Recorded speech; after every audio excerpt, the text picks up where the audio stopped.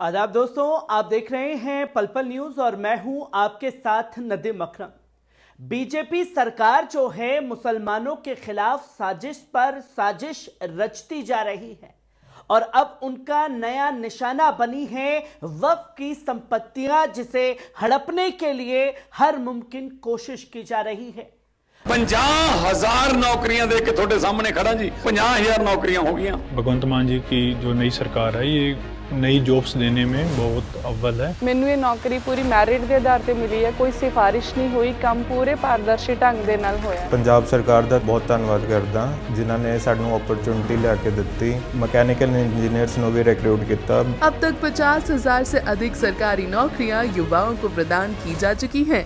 ये है नया पंजाब, ये है रंगला पंजाब। वक्फ की संपत्तियों पर कब्जा करने और मुसलमानों की मस्जिदों, मदरसों, कब्रिस्तानों को सरकारी जमीन में तब्दील करने की साजिश को अब कानूनी जामा पहनाना जो है वो केंद्र की मोदी सरकार ने शुरू कर दिया है। मगर हमें यह याद रखना चाहिए कि जब भी मुसलमानों के हक पर डाका डालने की कोशिश हुई है तब तब उलेमाओं ने मोर्चा संभाला है और आज एक बार फिर जमीयत उलमाए हिंद ने मोदी सरकार की इस तानाशाही के खिलाफ जो है बिगुल बजा दिया है, जिसकी कई सारी तस्वीरें जो हैं वो सामने आ रही है, जहां बीजेपी की नई साजिश वक्फ संपत्तियों पर सरकारी कब्जा करने की है। देश में सांप्रदायिकता को बढ़ाने और मुसलमानों को हाशिए पर डालने और उनके अधिकारों पर डाका डालने की साजिशें थमने का नाम नहीं ले रही हैं।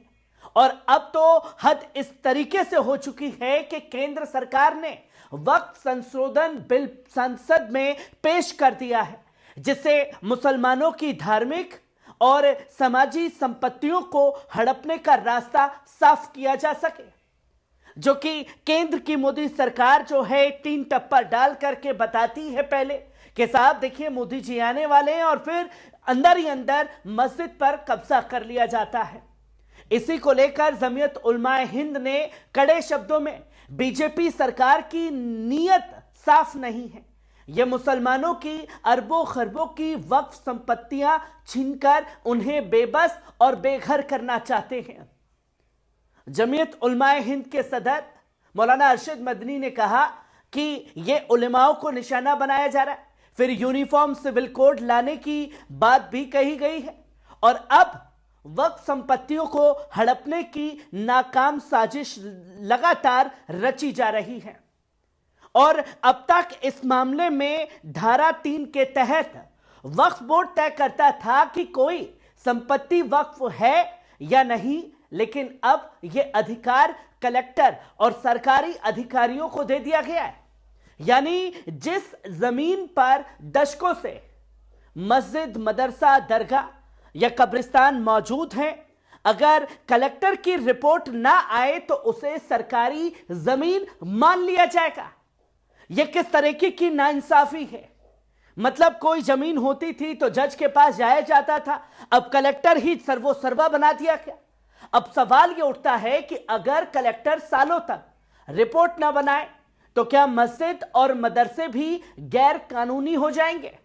क्या बीजेपी सरकार का असली एजेंडा सिर्फ और सिर्फ मुसलमानों की धार्मिक पहचान को मिटाना रह गया है, जिस पर मौलाना अरशद मदनी ने खुले शब्दों में चेतावनी दी है और सुप्रीम कोर्ट में लड़ाई होगी इसका ऐलान किया गया, जहां जमीयत उलमाए हिंद के अध्यक्ष मौलाना सैयद अरशद मदनी साहब ने साफ तौर पर कहा कि अगर यह जालिमाना बिल संसद में पास हुआ तो हम इसे सुप्रीम कोर्ट में चुनौती देंगे।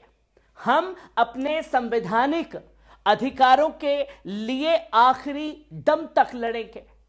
वक्फ संपत्तियां हमारी अमानत है और इन्हें कोई हड़प नहीं सकता, केंद्र की मोदी सरकार भी नहीं। लेकिन सबसे बड़ा सवाल दोस्तों यहां यह खड़ा हो चुका है कि क्या इस देश में सिर्फ एक ही समुदाय का धन बचा रहेगा?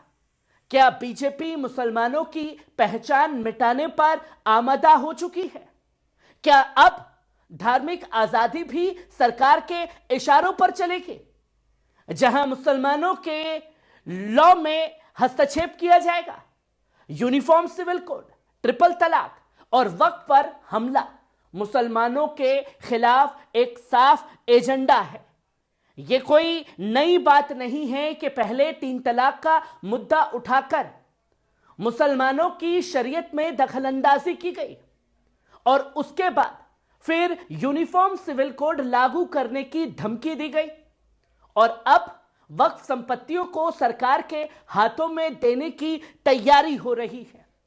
क्या मुसलमानों को ही निशाना बनाया जाएगा? बीजेपी का मकसद एकदम साफ है कि मुसलमानों को हर मोर्चे पर कमजोर करना है। उनकी धार्मिक और कानूनी पहचान को पूरी तरीके से मिटाना ही एकमात्र मकसद रह गया है। देश तरक्की करे न करे पर मुसलमानों की पहचान मिटनी चाहिए। लेकिन हमारा इतिहास गवाह है कि जब हक छीना गया तब हमारी कौम ने अपने हक के लिए जंग लड़ी है, सड़कों पर उतरे हैं, कानूनी तरीके से लड़ाइयां लड़ी हैं।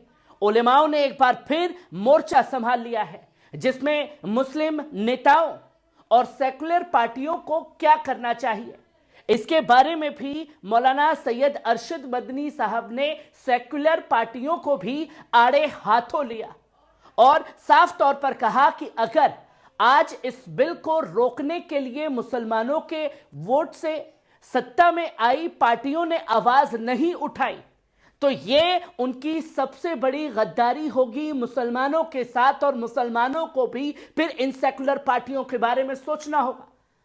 हर मुसलमान से अपील करते हैं कि सेकुलरिज्म की असली पहचान करो। कौन हमारे हक में खड़ा है और कौन आपके मामले पर पूरी तरीके से चुप बैठा हुआ है। मौलाना मदनी ने यह साफ तौर पर ऐलान किया कि अगर यह बिल पास होता है तो मुसलमान सड़कों पर उतरेंगे, हम सुप्रीम कोर्ट में चुनौती देंगे और हर संवैधानिक हथियार का इस्तेमाल भी करेंगे। और अब सबसे बड़ा सवाल यह खड़ा हो जाता है दोस्तों कि क्या मुसलमानों को अपना हक बचाने के लिए एक नया आंदोलन छेड़ना पड़ेगा, जिसकी अगुवाई हमारे उलेमाओं को करनी होगी? क्या हम चुप रहेंगे या अपने अधिकारियों के लिए मैदान में भी उतरेंगे? क्या वक्फ के मामले से मुसलमानों का कोई लेना देना नहीं है? अब आपकी बारी है और फैसला आपको करना है। क्या आप वक्फ संपत्तियों पर हो रहे इस हमले के खिलाफ है? क्या आपको लगता है कि बीजेपी मुसलमानों को हर मोर्चे पर कमजोर करना चाहती है, उसके हक हुकूक को छीनना चाहती है? अगर आप भी ये मानते हैं कि बिल जालिमाना और मुसलमानों के खिलाफ एक खुली साजिश है तो हमें कमेंट करके अपनी राय जरूर बताएं और ये बताएं कि किस तरीके से आप वक्फ बिल को देख रहे हैं। अगर ये खबर आपको पसंद आई तो वीडियो को लाइक करें, शेयर करें और पल पल न्यूज को सब्सक्राइब करना ना भूलें और जाते जाते बेल आइकॉन को दबाना ना भूलिए।